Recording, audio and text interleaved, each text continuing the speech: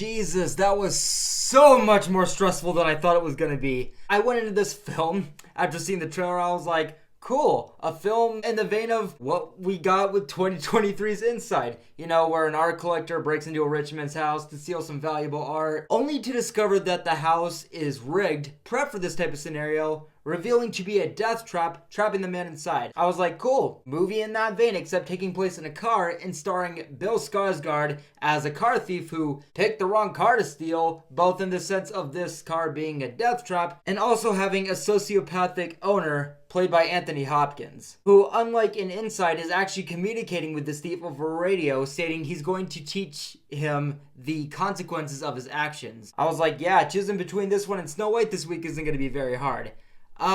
Yeah, this film is fucked up. Yeah, so we got a lot to get into, so let's talk about Locked. So first off, the type of feel that this movie is going for, it feels very filthy, shady, from the city to the people to Bill Skarsgård's character. It just sets up a tone where shit very well could go wrong and will go wrong. It's just a solid setup for this character, the situation that he's about to get himself into, the world around that. There was, weirdly enough, a fair amount of humor in the film that I just didn't expect to have, and therefore I just didn't know how I felt about it at first. But it did make sense how it was incorporated, where when this guy gets locked into this car, before the shit hits the fan, this guy's just thinking, you know, he accidentally got himself locked into a stranger's car. It's that humor that comes with anxiety, just from the absolute disbelief in the, oh, you've got to be fucking kidding me sort of way. And from the voice and presentation that we got from Hopkins in the trailer, I didn't know how I was going to feel about him. He seemed a bit cliche and overboard, and he still does feel that way in the actual film, but it kind of makes sense. He's eccentric, overboard, overall just uncomfortable and exhausting, yes, but he is also a psycho,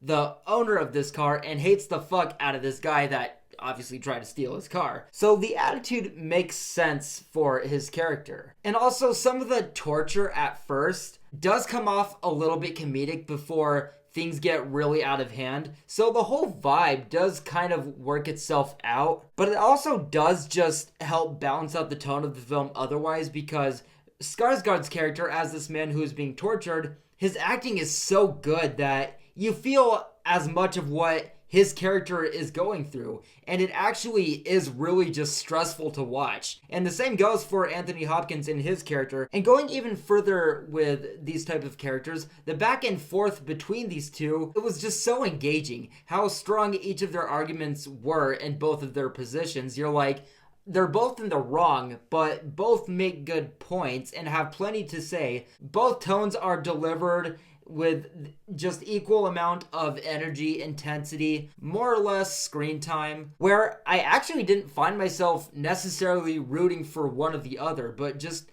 kind of being really interested with what was further going to transpire from the story and how it was gonna end, you know, who might potentially win out of these two. Which, there were some standouts with the writing where it does kind of take some turns to really make certain things just so much worse, which did really well as far as progression for the tone, and even helped you be on like someone's side for a second before immediately bouncing back to the other character and their side, where it did feel like the film was actually just trying to fuck with the viewer a little bit. I also enjoyed how well the film did with presenting things from Bill Skarsgård's character's side, like isolation, hunger, hallucination. What helps the torture aspect of the film even more was looking a bit further into the film where certain side effects start happening, like the specific location being in the middle of a parking lot right by billboards advertising food, literally having people walk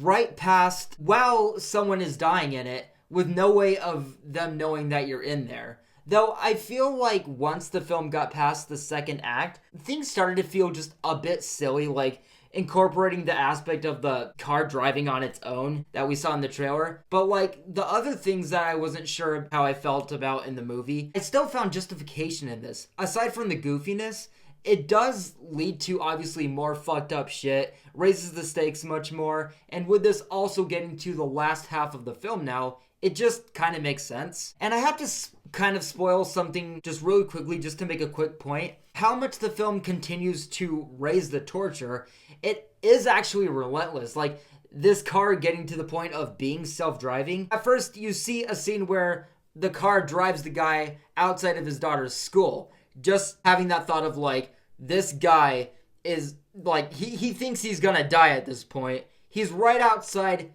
his daughter's school, like feet away. She can't see him. He can't get out. But then the film actually goes even further with this scene to actually chasing this little girl down. And it's just the limits the film goes to with this scene. Again, it really puts you in the shoes of the torture this man is going through.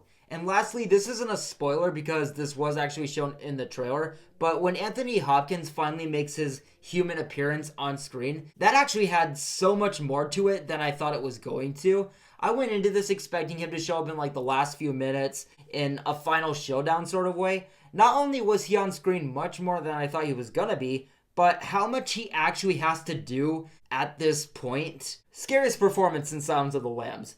Anthony Hopkins is officially the scariest actor to ever live. I also saw a certain performance from Bill Skarsgård in the actual finale, like losing his mind and all, where I really felt like he was tapping back into that Pennywise energy, and I love to see that. And overall, I found this movie to be relentless, brutal, to really put the viewer in the shoes of what this man was going through. And is actually one of my very favorite movies of the year so far. I'm absolutely going to give Locked a positive review. I really want to try and get people to see this movie because another thing I actually read is that this is a remake of another film. And I feel like a lot of people are going to think that like the only reason to get people to see this movie is because of the star power. Anthony Hopkins, Bill Skarsgård is actually also produced by Sam Raimi, but it is so much more than that. I just want this film to get the attention it actually deserves and not just be, passed off as a cash grab or something, because this really was,